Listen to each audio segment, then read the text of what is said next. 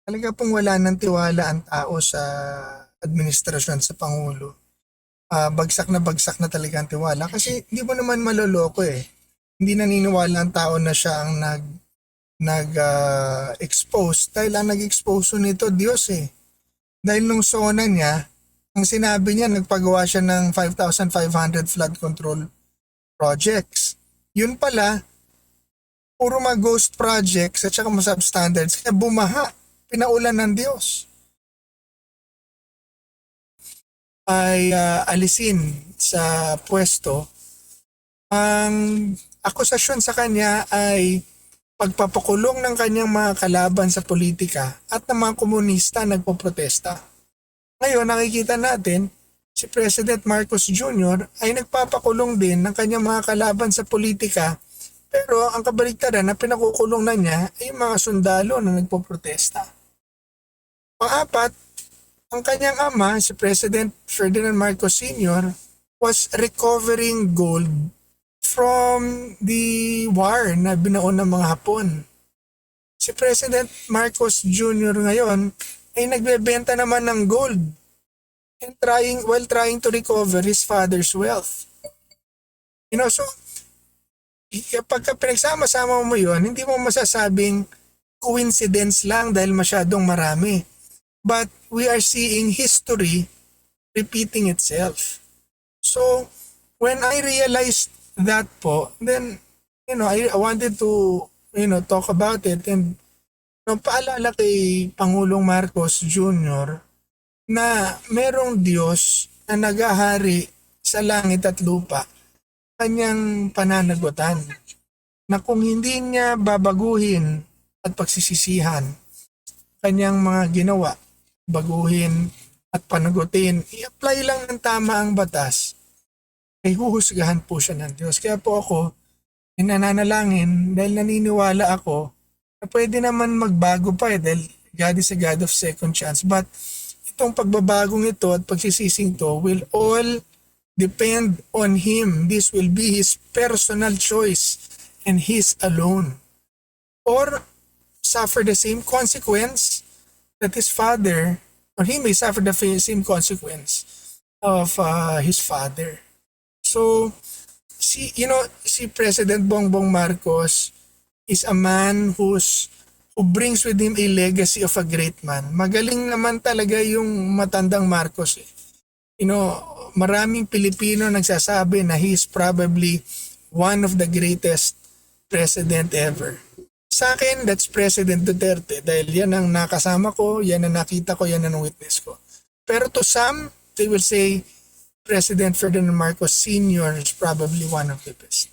So ibig ko sabihin, maganda ang kanyang legacy at bloodline. Kaya naniniwala ako na meron siyang pagbubunutan ng lakas ng loob at pangalan at dugo para gawin ng tama. Hindi pa huli ang lahat eh. 3 taon pa siya. He can repent from his sins, ipatigil ang lahat ng kalokohan, gawin mo ang tama, gawin lang ang batas, panagutin lang at talagang harapin kung anong pagkakamali. Harapin, ibalik ang nawala, hold everyone accountable at gawin ang tama. And that so that he will redeem himself from this mess that he has gotten himself into.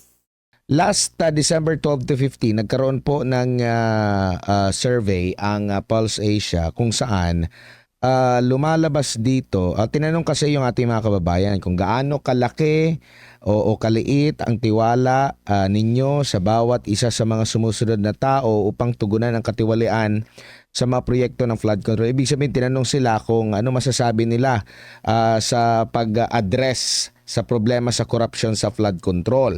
Now ngayon, dito po kay President Bongbong Marcos Jr., sa trust niya, rating, kumbaga tiwala ng taong bayan, nakakuha siya ng 30% ang nagsasabing may tiwala sila na matutugunan yung problema sa corruption sa flood control projects. Pero mas mataas po yung 0 hanggang sa mababa ang kanilang tiwala na matutugunan ito. Naglalaro ito sa 48%, no? 30 versus 48.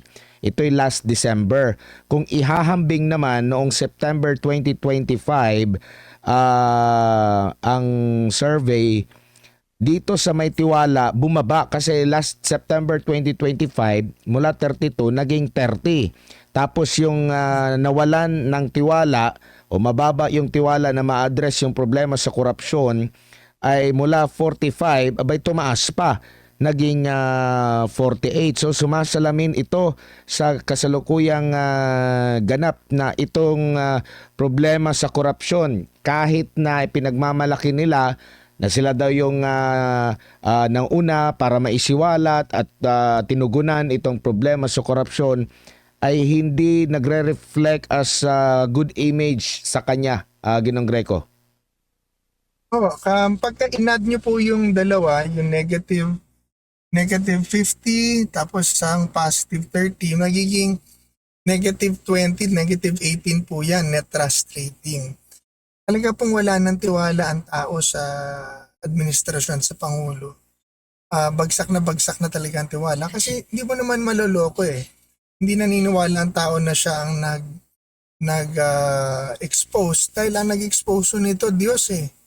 Dahil nung sona niya, ang sinabi niya, nagpagawa siya ng 5,500 flood control projects. Yun pala, puro mga ghost projects at saka mga substandards, kaya bumaha, pinaulan ng Diyos. So walang infrastruktura na yun pa ang isang comparison, yung tatay niya is known to have built infrastructure project, great infrastructure projects, hospitals, roads, etc. Siya, napagawa niya flood control na projects na anomalous.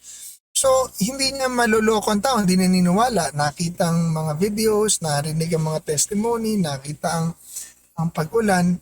Patuloy ho nating panalangin ng ating bansa, lalo na sa darating na Febrero, sa nahaharap na issue, magbabantaan ng pagsampa ng impeachment sa dalawang pinangmataas nating mga pinuno. Panalangin po natin na ang ating bansa ay magabayan, ang katotohanan ay lumabas, at korupsyon po ay matigil. Iwasan po natin yung pagsali sa mga rebellion, pagsali sa mga lalo na yung mga komunista, yung mga pagtawag na pagpapagulo ng gobyerno. Subalit, maghanda rin po tayo sa pagbabago. Ang akin pong I still firmly believe na the Philippines is ready to make changes in its constitution. Kailangan na po natin ang korupsyon sa gobyerno talagang malala pa sa malala. Everybody's in it, winawaldas ang pera, sobra na ang hirap. Ang kayamanan ng Pilipinas napupunta na lang sa 1% ng Pilipino. 1% of the Philippines are getting 70% of national wealth, while the rest, 51, almost 70% of the Filipinos say that they are poor. And it is because of a bad and corrupt government. So kung may magbabago po dito, tayo ang kailangan mag-assure nun. Pero pag-ingatan natin paano natin gagawin para maging maayos ang pagbabago at transition. Sundin po natin ang batas. Kung mawala ang Pangulo, merong pangalawang Pangulo. Kung mananatili ang Pangulo, gawin niya ng tamang yung trabaho. So in all that, panalangin po natin ang bansa at magsama-sama at magkaisa po natin. Maraming salamat. Maraming salamat si Ginong Greco Belica, ang dating chairman po ng Presidential Anti-Corruption Commission. Yan po yung komisyon na unang binuwag po ng Marcos administration sa pag-upo pa lamang po ng kasalukuyang administrasyon.